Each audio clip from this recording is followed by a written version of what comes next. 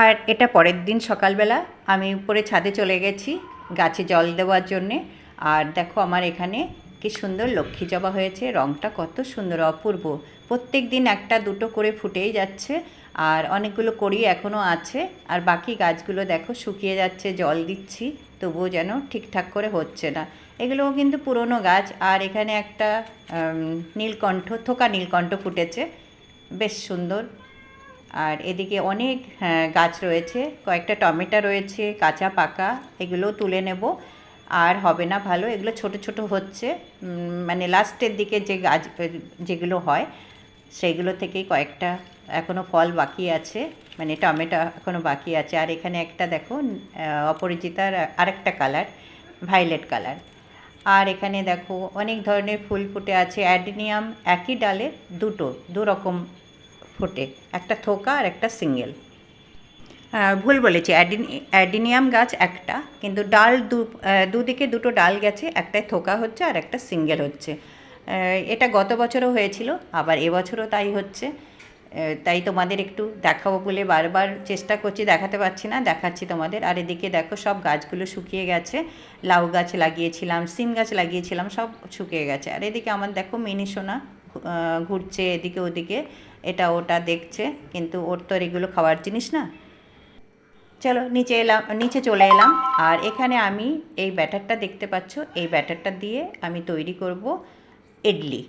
সকালবেলার টিফিনটাও হয়ে যাবে, আর বেশ স্বাস্থ্যকর সুস্বাদু একটা ব্রেকফাস্ট। চলো, আমি এই মিক্সচারটা কী কী দিয়ে তৈরি করেছি সব তোমাদের বলবো। কিন্তু এর মধ্যে কিন্তু চাল নেই, শুধু ডাল আর ওটস আছে। চলো ব্যাটারটা আমি সব ঠিকঠাক করে নিলাম। আর এদিকে বাসনটায় একটু তেল ব্রাশ করে নিচ্ছি, তাহলে ইডলিগুলো উঠাতে সুবিধা হয়। আর খেতেও বেশ ভালো লাগে, সফট থাকে, আর তুলতেও সুবিধা হয় যাতে না লেগে যায়, সেই জন্য এই ব্যবস্থাটা করা। আর তোমাদের বলছি আমি এর মধ্যে কি কি দিয়েছি। এটার মধ্যে রয়েছে বিউলির ডাল, আর ওটস আছে, আর আছে সুজি, আর অল্প একটু, মানে পরিমাণ মতো নেইনি, এটা নিজে বুঝে নিয়েছি। অল্প করে একটু দই নিয়েছি, কিন্তু পরিমাপ করে নিলে ভালো হয়, একটা বাটি নিয়ে নিলে সুবিধা হয়, সেটা মানে দেখাতেও সুবিধা হয়। যেহেতু আমি হঠাৎ করে এভাবে করেছি, তো ওই জন্যে আর মাপটা দিতে পারছি না। আর দেখো চারিদিকে আমার মিনি আর চিনির কি আওয়াজ, ওরা চিৎকার করছে, ওরা ভাবছে ওদের জন্যে তৈরি করেছি। আর দেখো আমার ইডলি হয়ে গেছে, আর বেশ সুন্দরই হয়েছে। আর ওরা যে এগুলো খেতে পারে না সেটা ওরা বুঝতে পারছে না, ও ভাবছে আমি কি খাবার বানিয়েছি। আর দেখো তোমাদেরকে একটু আমি সাজিয়ে গুছিয়ে দেখাচ্ছি। আর কয়েকটা না যেন একটু একটু ভেঙে ভেঙে গেছে তুলতে গিয়ে। আর মানে তুলতে একটু সাবধানে তুলতে হয়, ঠান্ডা করে তারপর তুলতে হয়। কিন্তু আমার এখন ভীষণ ব্যস্ত, আমি এই জন্যে আর ঠান্ডা করার টাইম পেলাম না, তাড়াতাড়ি করে এটাকে উঠিয়ে সবাইকে ব্রেকফাস্টে দিতে হবে। এই জন্য আমি তাড়াতাড়ি তুলতে গিয়ে একটু ভেঙে গেছে, আর না হলে কিন্তু এগুলো ভাঙে না, বেশ সুন্দর হয়, খেতেও ভালো হয়। আর যারা সুগার রুগী আছে, সুগার পেশেন্ট আছে, তাদের জন্যে এই ব্রেকফাস্টটা কিন্তু খুবই স্বাস্থ্যকর আর রুচিসম্মত, মানে টেস্টও লাগবে, এদিকে পেটটাও ভরবে।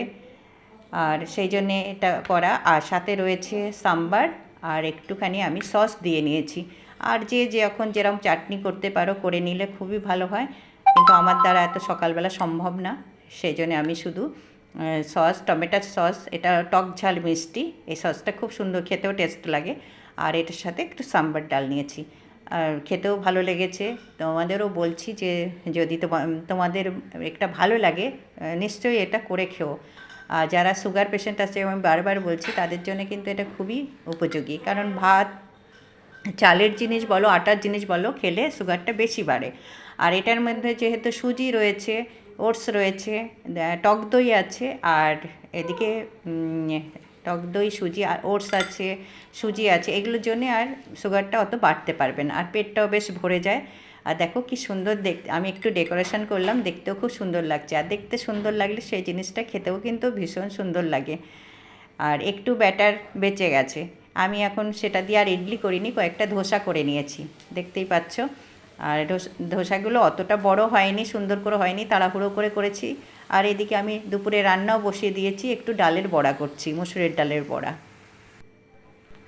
আর দেখো আমি তোমাদের সামনে চলে এসেছি। Welcome back to my channel, my dream ওই চৈতালি চ্যানেলে সবাইকে স্বাগত। আমি চৈতালি। আজ একটা নতুন দিন, নতুন ব্লগ নিয়ে তোমাদের সামনে হাজির হলাম। আর এদিকে দেখো আমি চলে এসেছি, এদিকে একটা পার্সেল এসছে। আর ওরা ফোন করেছে, ওই জন্য আমি এখান থেকে ওটা পার্সেলটা নেব বলে এই এখান থেকে একটা ব্যাগ ঝুলিয়ে দিয়েছি। এখানে ব্যাগটার মধ্যে পয়সা দিয়ে দিয়েছি, ওরা দিয়ে যায়, এভাবে আমি তুলে নেব। চলো পার্সেলটা কি এসছে তোমাদেরকে একটু দেখাই, শেয়ার করি যে আমি কি নিলাম। আর এই দেখো পার্সেলটা এসছে। আর আমি এক হাতে তো এটা খুলতে পারবো না, সেই জন্যে দেখো দু হাত দিয়ে এবার এটা খুলে তোমাদের দেখাচ্ছি। এটা রাইস বোল, চালটাকে ধোয়ার জন্যে অফারে ছিল, 3টে ছিল, 3 কালারের 3টে। আমি এই অফারটা দেখে 3টে নিয়ে নিলাম। আর আগে এই পয়সায় 2টো হতো, সেই জায়গায় সেই একই পয়সায় 3টে হয়ে গেছে। আর বেশ ভালো। আর ম্যাটেরিয়ালটাও কিন্তু খুব সুন্দর, শক্ত, মানে এমন মানে খারাপ কিছু না, ম্যাটেরিয়ালটা ভালো। আর তোমাদেরও যদি ভালো লাগে নিতে পারো, বেশ সুন্দর, দেখতেও ভালো লাগছে। আর চাল ধুতেও বেশ সুবিধা হয়েছে। আর এখান থেকে জলটা ঝরে যায়। চালটা রান্নার আগে যদি আমরা একটুখানি চালটা ধুয়ে ভিজিয়ে নিই তাহলে কিন্তু সুবিধা হয়, গ্যাসটা খরচ কম পড়ে। আর দেখো আমার রান্নাবান্না হয়ে গেছে, চলে এসেছি এবার তেল লাগাতে। তেল লাগিয়ে আমি একটু চান করতে চলে যাব। তারপরেও কিছু কাজ বাকি আছে, সেই জন্য একটু তাড়াহুড়ো করে চানটা করে নিচ্ছি, কারণ পুজোটা করা হয়নি, এই জন্যে যে চানটা করে আসি, তারপরে এসে আবার পুজো দেব। আর চান করার আগে প্রত্যেক দিন তো হয় না, মাঝে মাঝে আমি একটু তেল লাগিয়ে তারপর চান করলে আমার একটু ভালো লাগে, মনে হচ্ছে যে মাথাটা একটু ঠান্ডা হয়।